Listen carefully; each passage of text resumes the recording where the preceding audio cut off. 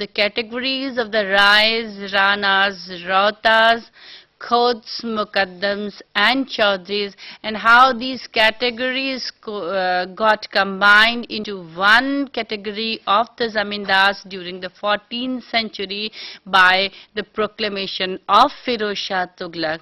We had also discussed that various categories of the Zamindars as existed under the Mughals. Primarily, three categories we had discussed: the primary zamindars, the intermediary zamindars, and autonomous chieftains. One thing you have to keep in your mind, that these categories were not different in the sense that it was in a territory of autonomous zamindars. There could also be the intermediary zamindars as well as the primary zamindars. These categories could be overlapping as well.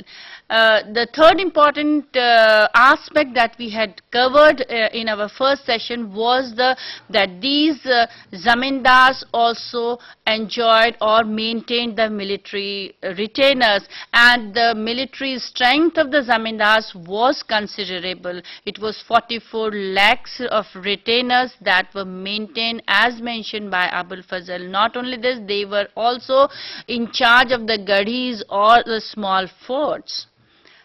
They were also having in Bengal, they were enjoying, Abul Fazl mentions, around 1,000 boats. At some of the zamindars, as a status symbol, they were also maintaining the elephants, and in Bengal Suba, Abul Fazl mentions about around 450 elephants were possessed by this class of the zamindars.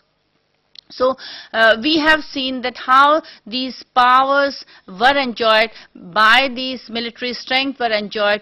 Primarily, this military strength they had utilized for the purpose of collection of revenue, and they had local interest, and they had, in spite of the fact that they were having the military strength, they were no match to the imperial military, and it was even less than 1/10 of the military strength of the Mughal state. They had never emerged as a prominent, or they have never been successful in carving out their own empire or their own state. Now, another aspect related to this class of the zamindars was what were the role and the rights and perquisites that were enjoyed by this class of zamindars. It would be, Professor Khan, if you could highlight on particularly on the rights and the perquisites, because there are the overlapping positions that these classes of the autonomous chiefs and intermediary zamindars and primary zamindars were enjoying, and the rights were overlapping, and they were holding the rights of the agricultural nature as well as of the non-agricultural nature. So what were these rights and perquisites of this class of the zamindars? Professor Thank you, Professor Abbasi. As we discussed about the zamindars, that zamindars had very, very wide presence. They were present in all parts of the empire. They had a certain position, and their categories we discussed. Now we come to what were their perquisites, what were their rights in the land. We have been talking about that they had superior rights. What do we mean by superior rights, and what was the quantum of these? As we said in the beginning only, that zamindars were, their main claim was on the agricultural produce. Again, I would like to emphasize that they were not the proprietors of land. That they became much later in certain parts of the country under the British. But during whole of the Mughal Empire, zamindars are recognized as a class of aristocracy who had superior rights over the produce of the land. So what was their right on this produce? That was their main share, which continued them, which survived them, and which was the main strength of this class and their main resources. How much was the quantum of that? We had earlier in another teleconferencing discussed with you, or as you must have gone through our study material, you must have noticed that overall land revenue realized under the Mughal Empire was from 1/3 to 1/2 of the produce. In different areas of the country, in different forms it was collected, somewhere in cash, somewhere in kind, somewhere in part cash and kind, somewhere through different batai procedures and this detail. But the total quantum was around 1/3 to 1/2 in different parts of the country. That was the state was taking from the peasantry. But how much of this was Zamindar's share? It is very difficult to know. Again, because the country is huge and different regions had different practices. Somewhere, what historians have calculated, who have worked in this area, mainly Professor Nurul Hasan, Professor Irfan Habib, Professor Shiri Musfi, who have extensively worked in this area, and they have reached a conclusion that around 1/10 to 1/4 was the share of the class in different parts of the country. And this is further corroborated by the fact that whenever zamindars were asked not to collect the revenue from their areas, wherever it was found that zamindars are incapable, they don't want to collect, they cannot collect, then many a times Mughal state will remove them, in a sense will not ask them to take the collection work, and they will ask their own officers to collect the revenue. But even if they were collecting, they will give 1/10 to the zamindars, and that was called malikana. Malikana means that was their traditional right as a malik or as a owner or as a right holder. So that gives an idea that around 1/10 was the minimum share of these zamindars of the land revenue in any territory. Professor Khan, it is very interesting that it is the state that is paying to the zamindars as 1/10 because they were the traditional rights that they enjoyed. Yes. It's the superior that is giving it to the inferior. Yeah, but they were collecting directly from the peasant. From the peasant. It is given from that territory only. It is not that they were giving from the Mughal treasury. But out of the state share, Yes. it is being paid. Whatever is Malikana collected, was and paid. 1/10 of the estimated revenue was given to these zamindars to recognize that they had a hereditary right. So the first and major claim of the zamindars was a share in the land revenue. That was their major share. How much was it? From around 1/10 to 1/4 of the total land revenue of the territory. That was major stay, and that is called by different names in different territories. Malikana, Satrahi, Biswi, Vant. Even some scholars trace the origin of Chauth realized by Shivaji from the 1/4 or the share of which was being taken by zamindars. So that much amount is being asked by Shivaji's forces when they are attacking the territories, nearby territories, or wherever they get their control, they ask 1/4. So that was the origin of that. So that way, this share was the mainstay, and zamindars were never deprived as long as they collected and paid the revenue to the state, and they were entitled to keep that much. If they were helping the state to collect from other territories, then they were given additional perquisites, as I said earlier, and they were called nankar. So first was Malikana, and second was nankar. It was a revenue-free land or a share of 2.5% to the person who is collecting the land revenue from their territories. So that was in addition to that. So these were agrarian based on agricultural produce, but apart from these agrarian claims over the land, there were some other claims which these zamindars were making. And what were these other claims? There is a long list. If you go through all Mughal documents, farmans, etc., or you go through the revenue papers, you will notice that there are a large number of entries which are asked from peasants in different names. and many of them are not going to state, and there is always a dispute between the state and the zamindars that whether these are legal claims, whether zamindar should be asking for them or not. Some of these had got established as a hereditary claim of the zamindars and they were allowed to collect them, but some were always under dispute. We hear of even in 14th century Firoz Tughlaq's orders that one should not collect anything other than the land revenue, or He fixed at 4%. he had fixed that amount. So that way these keep changing, but what were they? So in this category come what we call non-agrarian perquisites, non-agrarian rights of the zamindars. What were they? They were known by different names, which many a times were passed on to the state, and a share of that was kept by the zamindars. In that category come poll tax, as we called house tax, or charai, which were mainly on behalf of the state, but a share of that was kept by the zamindars also. But some which were fully kept by the zamindars were bankar, tax on forest land. It was if animals were being grazed on the forest land which was under the territory of the zamindars, then zamindar will collect that tax from the people who are using it, or jalkar from the ponds and all. In their territory, if there were ponds, the right to fishing there, people using water of that was taken as a tax in different territories from those people.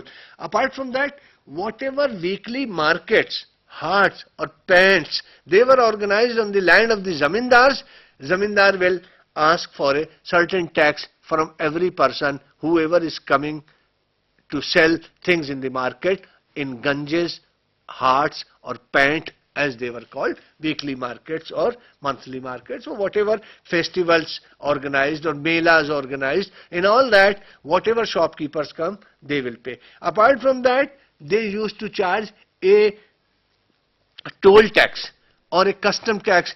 If a road was passing through their territories, they will maintain the road and all, and in lieu of that, they will charge a certain tax from the people who are using that road or who are taking their goods and other commodities through that. Apart from that, there were separate taxes on sale of houses and all. If a person is selling a house, a person is selling some rights, then on all sale deeds, a zamindar will get a certain share of that deal, and that will be zamindar's hereditary claim on that.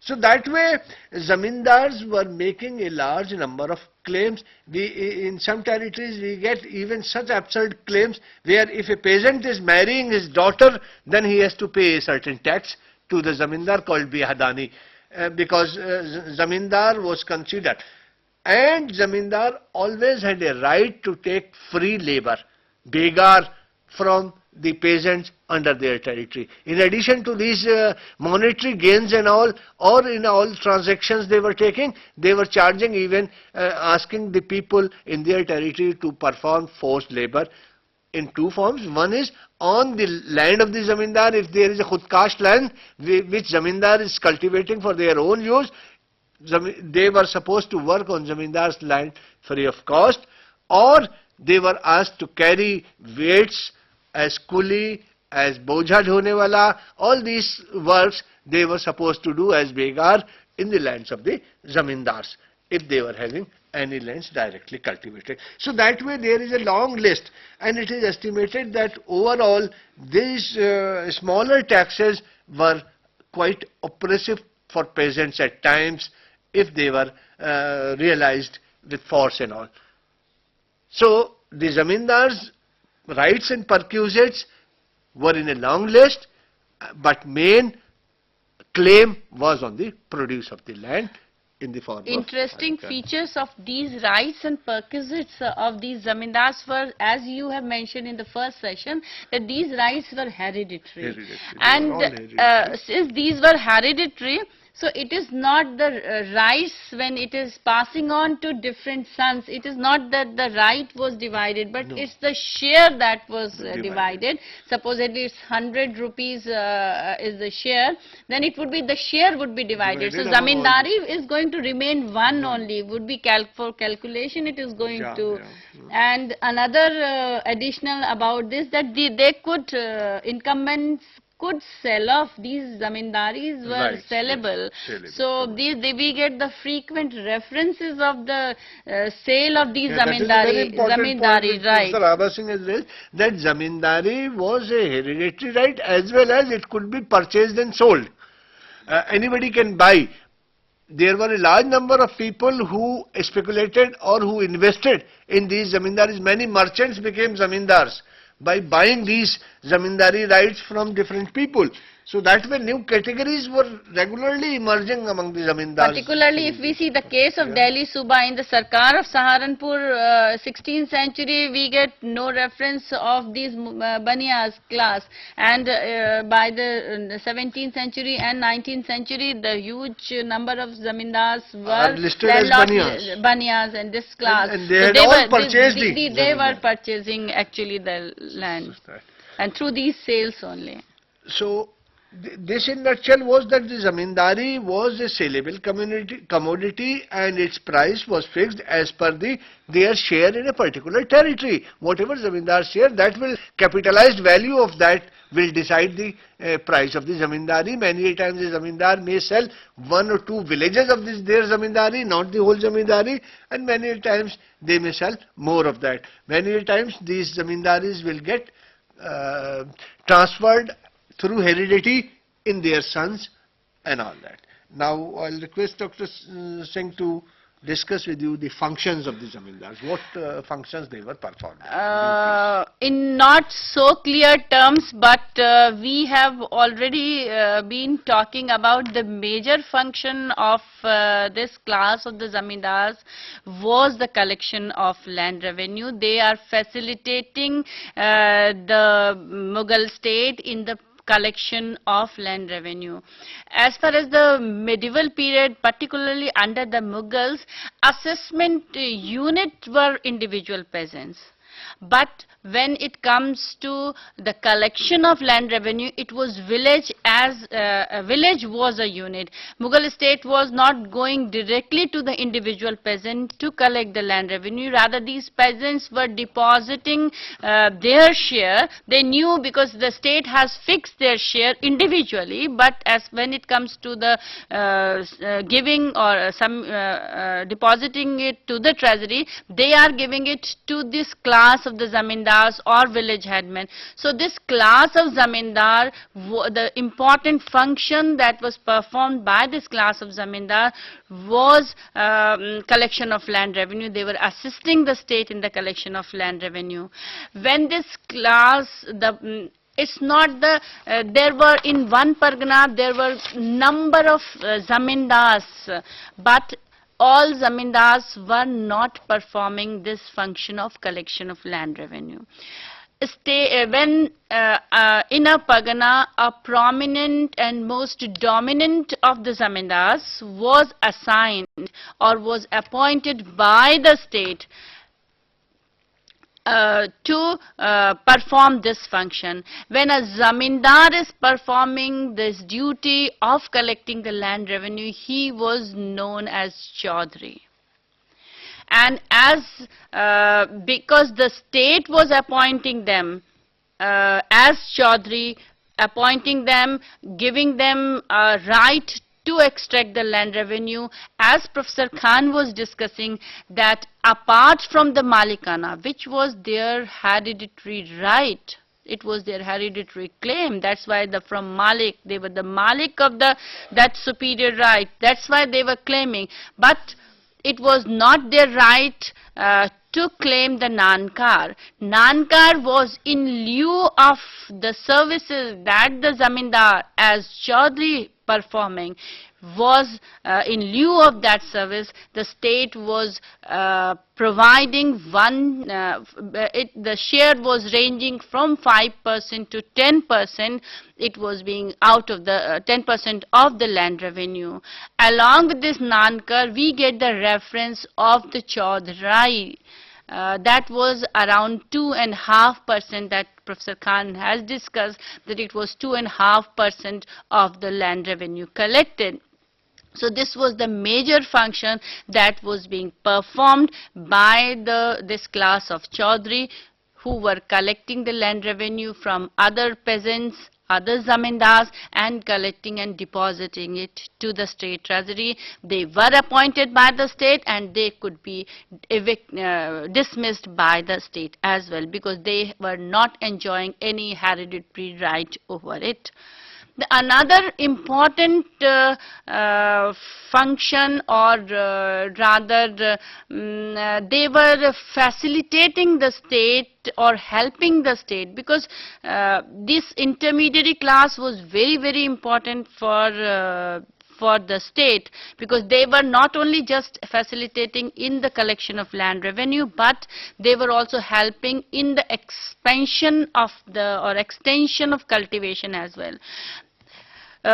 During the medieval period, land-man ratio was very, very favorable. Land was in abundance. Persons to cultivate that were comparatively much lesser. So there was every time huge land was available to be cultivated, that cultivable land. So it was one of the duty of the zamindars to bring the wasteland, cultivable land into cultivated land. We have a number of references, documents referring particularly from Rajasthan, that the bhomiyas, the zamindar counterpart known as bhomiyas in Rajasthan, bhomiyas were getting the vasidas, the peasants settled in the villages where the peasants, which was the desolate village. There could be number of reasons for desolation. Peasants might have migrated from there because of famine or whatever condition,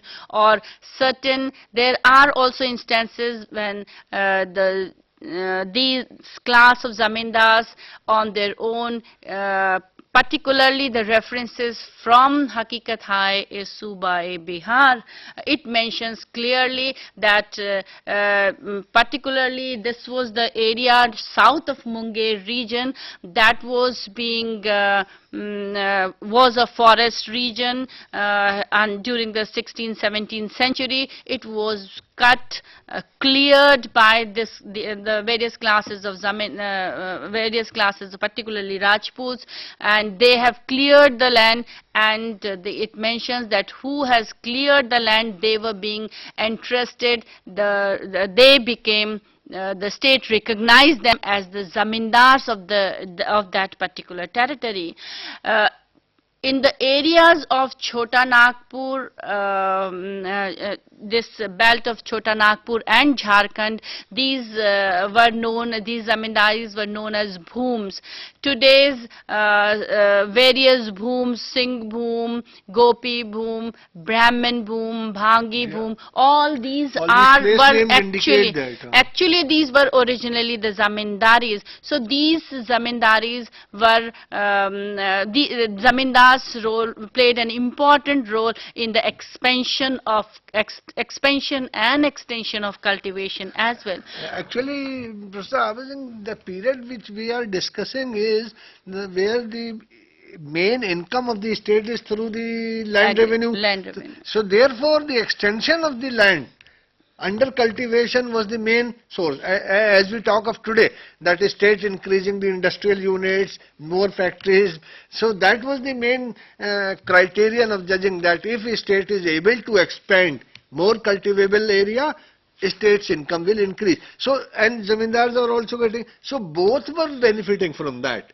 Zamindar's income will also increase, and state's income will increase. Definitely. And therefore it seems that zamindars were so crucial, because they were the only group which could have helped the state in extending the cultivation.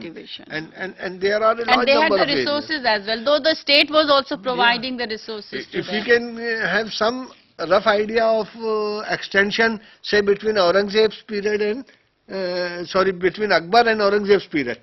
So there is a large number of extension. Extensive extension, extent of cultivation increased phenomenally from Akbar to Aurangzeb's period. Then another very interesting function that was, though not a common function that was performed, particularly we get the reference from Nigarnama-e-Munshi and Waqai-e-Ajmer, that is that in some of the regions, the state was, particularly those regions, particularly during Aurangzeb's reign, when this Mathura, Agra region, Agra belt was in turmoil, there were peasant rebellions. So the areas of seditions, the state utilized the services of these zamindars to suppress these seditions. And when the state was providing this, asking the zamindars to perform that duty, the state was, interesting aspect is that the state was providing, giving them the mansab, assigning them the mansab to perform that task. Because for that duty they need to have the armed retainers. For that their own armed retainers won't have sufficed. So these additional mansabs were being provided. Waqai-e-Ajmer clearly mentions about this, and Waqai-e-Ajmer mentions that in such cases when the mansabs were assigned and the zamindars were asked to perform the duty of to suppress the sedition, then in that condition the powers of the Faujdars and the zamindars combined together. So this was an interesting function, probably an addition could be of Aurangzeb's period, because we do not get much instances of the early period. This was also performed by the earlier period. We do have references of whenever any state officer is coming, then zamindars on the local level are providing logistical support. Yes, with the retainers, with anaj, with all sorts of resources if possible. So if we see in nutshell what Professor Abha Singh said, that there are 4 major functions which are being performed by the zamindars. One is collection of land revenue, of course. Number 2, maintenance of law and order in their territories, and it was their responsibility to say that no thefts or other things theft is there, then they were responsible, and they would be supposedly, if the on the roadside robbery is there, they were supposed to pay. In many instances, and number 3, they suppress any rebellions if they take place in their territories. And number 4, if states, armies are coming, they will extend all help and support to them in expeditions and all. So that way, and wherever they had these territories, say a road passing through them, then the maintenance of road, keeping it in proper order. Whenever there is a river passing through, then the ghats and all to be maintained by them, where boats will stay. So that way, local level, if one can say, zamindars were the main arm of the administration. Jalal Hisari mentions are very interesting, because he is providing the during the early years of Aurangzeb about the expedition. So he is providing the details of how the expedition to be performed, and there he is mentioning that how the supply should be provided by the Banjaras as well as the local potentates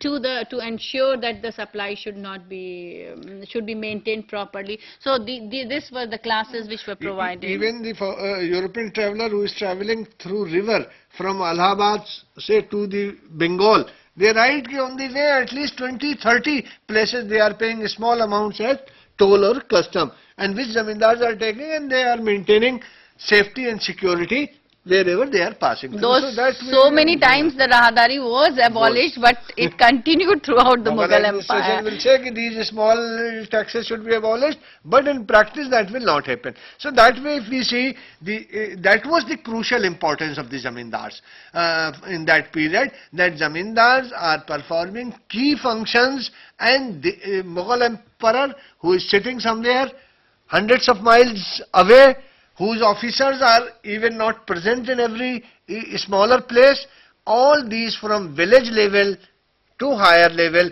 they were a sort of a network which is providing all sorts of resources and maintenance and law and order, which are two crucial things for any medieval state to exist. Interesting, now in this entire relationship of the, if we see that Mughal structure, at the top it was the state, then there were the Jagirdars, then there were the Zamindars, and at the lowest rank it comes it comes the peasants. Now the first three classes, the state, the Jagirdars and Zamindars, they were, in a sense we can call them the exploiters and exploiting the peasants. So it would be interesting if we can see one by one what was the relationship of these different classes with the peasantry. Sure. First, if you could highlight a little bit on the relationship of the peasants with the Jagirdars. Oh, sure. As Ava said, that in the overall social and economic structures, there are certain groups which are appropriating the surplus, and there is a one class of peasantry which is producing. So producing class, and there are other appropriators. And who are these appropriators? One is zamindars, who is appropriating their production, and there is a state through its officers called Jagirdars. So let us see how were these zamindars vis-a-vis Jagirdar. Was there any contradiction between these exploiter classes and the producing classes, and what sort of conflict was there? So if I concentrate on what was the relationship between these two major appropriating classes, zamindar and Jagirdar. Many times I have noticed many of non-history people who are not much familiar, they consider zamindar, Jagirdar almost a similar category. So you must be very clear that these are two distinct categories. While zamindar is independent of the state, they draw their rights on their own. Jagirdar is a representative of state. So that should be very clear. Jagirdar is a officer of the state, appointed by the state, while zamindar is independent of the state. Number one difference. Number two, zamindars are hereditary. One after the other, generation after the generation, zamindar will have their claim. While Jagirdar is not hereditary. Jagirdar is appointed by the emperor, and whenever emperor wants, emperor can remove his Jagirdar. Second difference. Third difference, that zamindars are fixed at one place in their territory, in their zamindari area, while Jagirdars are transferable. Emperor can appoint one Jagirdar in Agra today, Delhi tomorrow, Allahabad third day, Patna or Dhaka. Wherever emperor wants, they can transfer the Jagirdars, even from smaller to bigger. From a governor to a even local officer of 500 rank or 200 rank, they can be transferred from one territory to another. And they had no permanent interest in the territory they were posted. And there lies the main conflict area. What is happening? Zamindar is at one place, it is their zamindari, they are realizing the revenue from peasant, they are exploiting the peasant, of course, and they were passing on to the state through the Jagirdar. Now what happens? A Jagirdar comes, and Jagirdar knows I am here for 2 years or 3 years. Then the interest of the Jagirdar is that they must exploit peasants as much as possible. They will like to realize revenue with all force, even if production is gone low, even if there is a bad rain, even if there has been a famine, they will like to exploit and realize as much as they can. But the problem of zamindar is, if peasants run away, what will happen to him? Because his own income, his own survival depends on when peasant produces. If nothing is produced on land, what will they do with the land? They can't use the land as such. So therefore, zamindar's interest is that peasants should not be exploited beyond a point, while Jagirdar's interest is that they are able to get maximum. Because if they get transferred, they go from one territory to another, and whether peasants run away or stay is none of their headache. And they are more concerned about overall extraction, because they have to maintain their soldiers and all. So therefore, Jagirdar interest is extract maximum, zamindar wants take only as much as peasant is able to again cultivate the land next year. As much as peasant is left with some seed to sow next year again. And zamindar is not bothered, and there lies the conflict between these two classes. There is a regular conflict between the two, because the nature of their position, nature of their rights vis-a-vis the state. So Jagirdar, you must be clear now, is a representative of the state, Mughal state, and zamindar is independent of that, and between the two there is going to be a clash because of the long-term and short-term interest in a territory. And we can find parallels even today in many of such situations. So, and what is zamindar's strength? That Dr. Abha Singh will talk about. What is zamindar's relationship with peasantry? I talked about how zamindars and jagirdars, which both are exploiting classes, which both are living off the produce of the peasant. But what about peasant? What is the relationship between peasant and a zamindar? But zamindars were not as honest that only the jagirdars were exploiting. The interesting feature was that the question of exploitation comes, the zamindars and jagirdars joined hand together, but definitely what Professor Khan was speaking, that zamindars beyond a point would not allow the jagirdars to exploit the peasant. At least zamindar interest would be to leave at least bare minimum, and in that sense zamindar was working as a bulwark between the jagirdar and the zamindars. But as far as the relationship between zamindars and jagirdars, zamindars and the peasants is concerned, if you could recall that Professor Khan was speaking that how other than the land, the share that this zamindar was supposed to legally was taking, there were number of other not only just perquisites, but abwabs were being extracted by the zamindars from the peasants, and definitely that had that put a lot of burden upon the peasantry.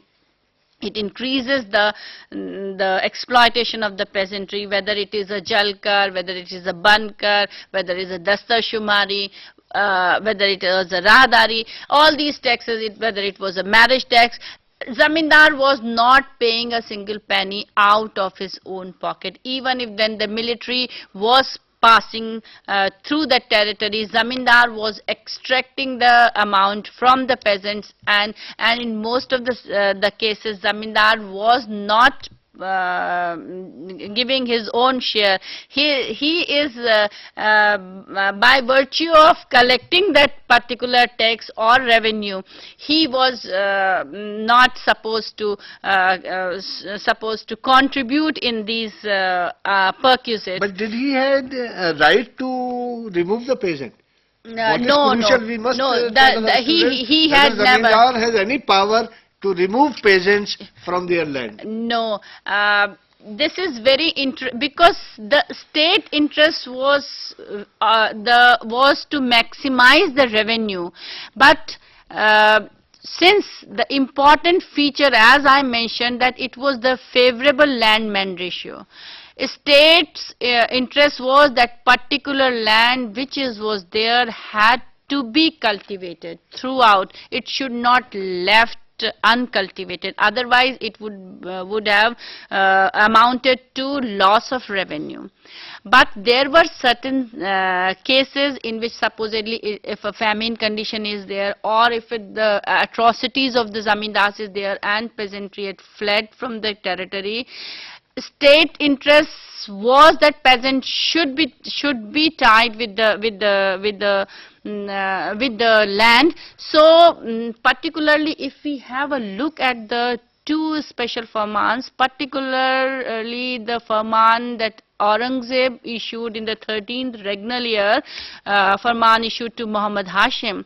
In this he is clearly, in clear terms, ensuring the rights of the peasants, even if the peasant had left the territory for some reasons. When he comes back, his rights were ensured and had to be given back. In clear terms, Aurangzeb is addressing to Muhammad Hashim and ensuring the rights of the peasants. So not only this, from the very beginning, the states, whether we take the Muhammad Akbar's Farman to Todarmal or Jahangir's decrees, there was a clear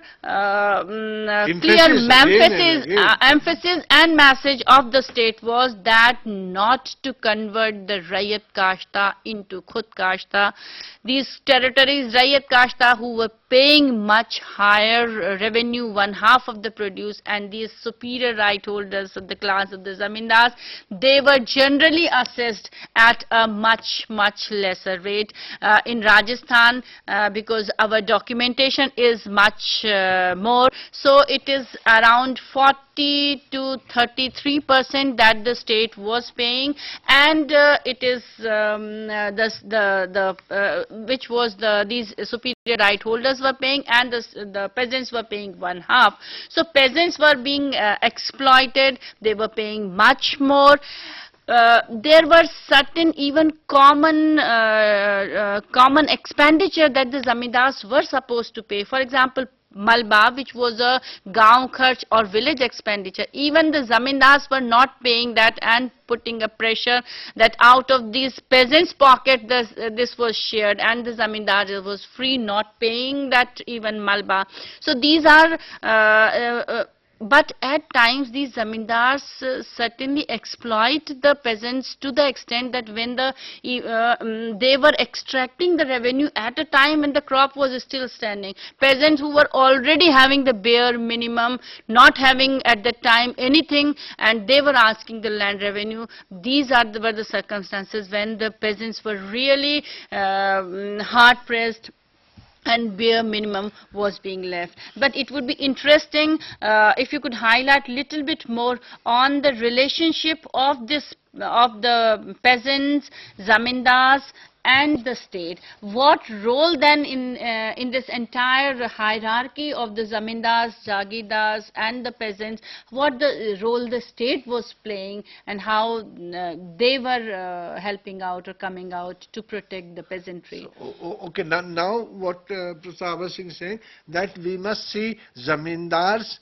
and peasants, can we see at one side, and state and jagirdar, their officers at one side. So what is happening when state's exploitation is increasing through jagirdar, they are asking for more, then zamindar is pressurizing peasant. But if a situation arises where peasants are forced to run away from their land, then what will happen? Zamindar will join the peasant. In many situations, then zamindar and peasant will join, not only because they had permanent interest in land in a particular territory, but also that they had definite caste and kin ties also. kinship ties, relationship ties and caste ties. You must have heard that such and such village is of Brahmin, such and such village of Rajput. So these villages were settled in such a way that their peasants and mostly the zamindars, dominant zamindars, belonged to the similar caste. And they had come up historically through the process of settlement when different groups of people or families settled at one places where land was in abundance and they started cultivating and habitation there, and that way villages and all developed, and that way we see a large number of examples in the 18th century that against state, zamindar and peasants are joining and regular conflicts are taking place, and that is one of the main reasons which led Mughal Empire to weakening and finally to the fall of the Mughal Empire. More details on some other occasion we will share with you. Today, due to paucity of time, we must close our session here. Thank you. Thank you very much.